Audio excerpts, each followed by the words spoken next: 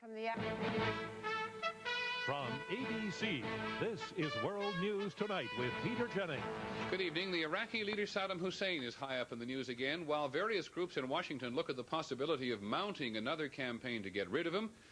To finish the job, so to speak, there comes yet another unsettling piece of evidence about the Iraqi nuclear program. A United Nations report released today says traces have been found of a weapons-grade uranium which the international community had not believed was there. Here's ABC's John McWethy. The new evidence comes from routine samples of soil and dust at the Tuwaitha nuclear complex in Iraq, which after U.S. bombing during the war is now largely rubble. In 4 different locations in and around that complex, inspectors found traces of 93% enriched uranium that had a unique chemical fingerprint. The UN report says Iraq denied buying or producing such material. The sample does indeed indicate that Iraq has either itself enriched material to levels, weapons-grade levels, or that it received this material from some outside source. And it raises the question about how much material is in Iraq and where it came from. Preliminary conclusions indicate that samples did not come from France or the Soviet Union, the 2 countries that sold Iraq high-grade nuclear material legally.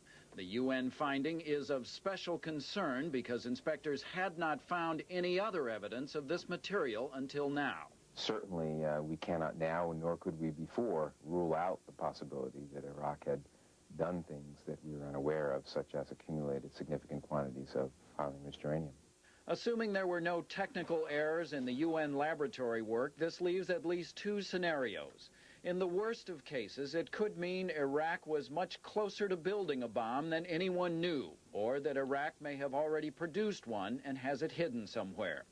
In the best of cases, it could mean that Iraq had only a small amount of this type of nuclear material and that it was all blown to pieces in the U.S. bombing campaign with only these traces left behind. John McWethy, ABC News, Washington. The White House said today that while President Bush still wants to see Saddam Hussein out of power, the administration has not formed a special committee to explore ways to overthrow him. The president's spokesman did say that such matters are always under review. A particularly active review would certainly please Saddam Hussein's opponents, those overseas and in Iraq. ABC's Sheila McVicker is in Baghdad. Even in the tea and tobacco cafes of Baghdad, Saddam Hussein would have his people believe there is no refuge from those who serve as his eyes and ears. But in the aftermath of the Gulf Wars, some Iraqis, though still cautious, are speaking more openly. For example, many people who last year insisted Kuwait was Iraq's 19th province say they have changed their minds. Of course we don't think the same way, say these cloth merchants. Kuwait has gone back to its people, and things have gone back to normal. As is normal in Iraq, much is still secret about the impact of the war on Iraq's soldiers and citizens.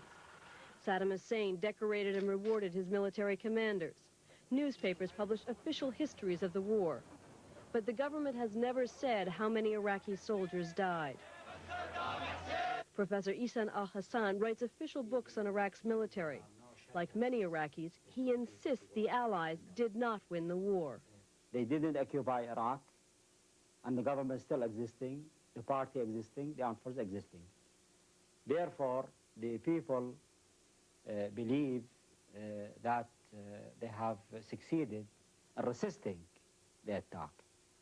Even if most people do not think Saddam lost the war, his failure to win and a collapsing economy have cost him support. Every day, Iraqis board buses for Jordan. Nearly 200,000 have left the country since the borders opened last summer. At Iraq's embassies abroad, dozens of diplomats have defected, including all the diplomats at the embassy in Madrid. Most are now in hiding in Saudi Arabia. In Baghdad, there are few public signs of disaffection.